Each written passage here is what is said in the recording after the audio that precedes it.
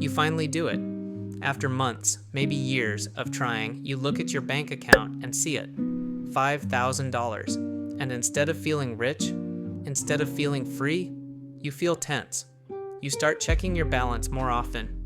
You hesitate before buying things you used to buy without thinking. You're suddenly scared of messing it up. And here's the weird part. Later in life, people will make $50,000 and barely react. So why does the first $5,000 feel heavier than the next $50,000? If you've ever felt that, this video is for you. My name is Zach, and I spend way too much time thinking about money, investing, and how people actually build wealth over time. If you're someone who feels like saving money is harder than it should be, or you make progress and still don't feel secure, consider subscribing. This channel is built for people who want steady, long-term financial growth. Now look, this isn't about getting rich fast. This is about understanding what's actually happening in your brain when money starts to accumulate. And once you understand this, everything changes. Here's the thing most people don't realize. $5,000 sounds small. In a world where we talk about 6 figures, 7 figures, early retirement, and passive income, $5,000 feels almost embarrassing. But psychologically, it's massive. According to Federal Reserve data, nearly 40% of Americans can't cover a $400 emergency without borrowing or selling something. That means for millions of people, $5,000 isn't starter money. It's safety, it's margin, it's breathing room. Your brain knows this, even if you don't consciously think about it. This is where psychology kicks in. There's a concept called loss aversion. It means we feel losses about twice as strongly as we feel gains. Losing $1,000 hurts far more than gaining $1,000 feels good. When your net worth is close to zero, there isn't much to lose. But when you hit $5,000, your brain flips a switch. Now you have something to protect. You become cautious, sometimes too cautious. This is why people let money sit in checking accounts, avoid investing even when they know they should, and panic over small expenses. Your brain isn't being irrational, it's being protective, but protection can quietly turn into stagnation. Now this is where it gets really interesting. When someone already has $100,000, adding another $50,000 doesn't trigger the same fear. Why? Because the percentage impact is smaller.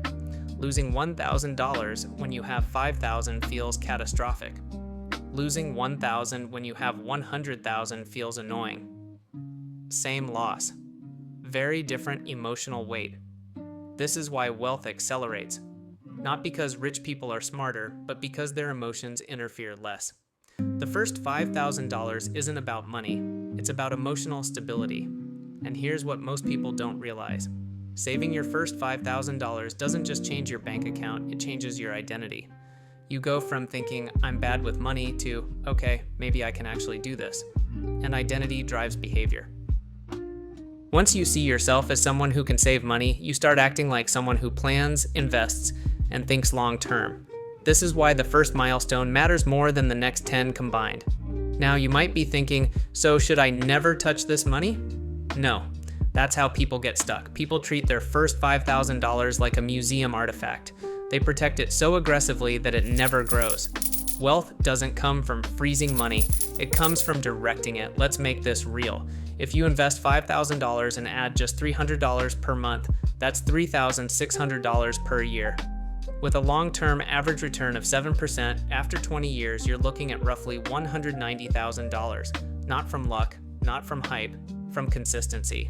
The first $5,000 isn't powerful because it's big. It's powerful because it starts the machine. Here are 3 rules that actually work.